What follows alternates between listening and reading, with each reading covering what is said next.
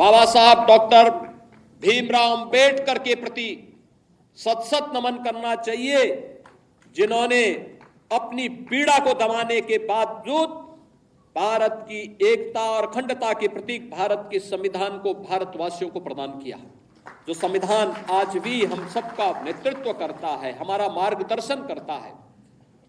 और उन सभी महापुरुषों से जिन्होंने भारत के संविधान सभा के माध्यम से भारत को दुनिया का सबसे बड़ा संविधान दिया, इस संविधान के माध्यम से हम सबको भारत के इस लोकतंत्र पर गौरव की अनुभूति भी करनी चाहिए।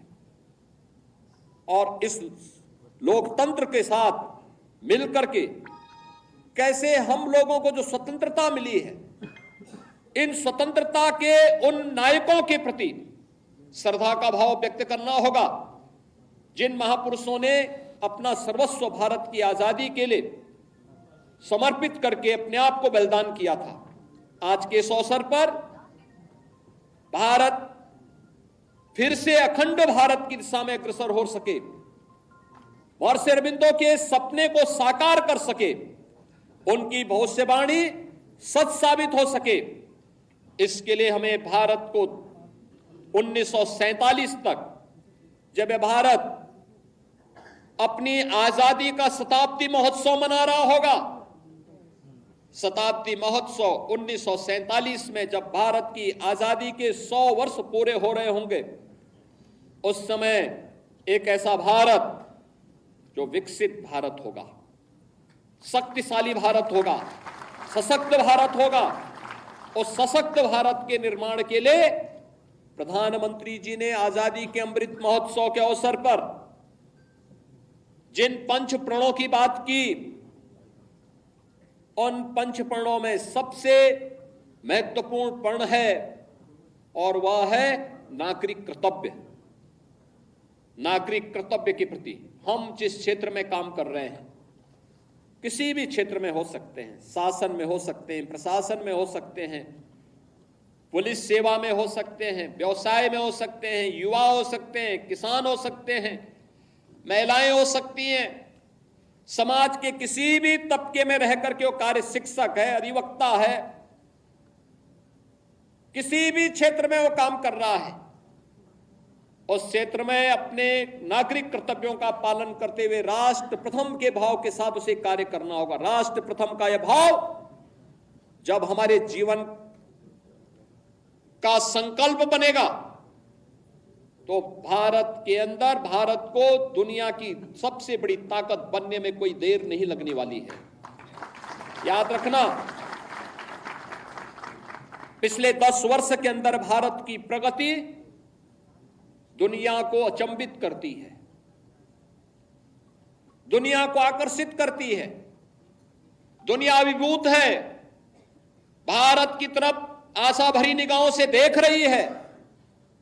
उसे विश्वास है कि भारत अगर सुरक्षित है तो विश्व मानवता सुरक्षित है।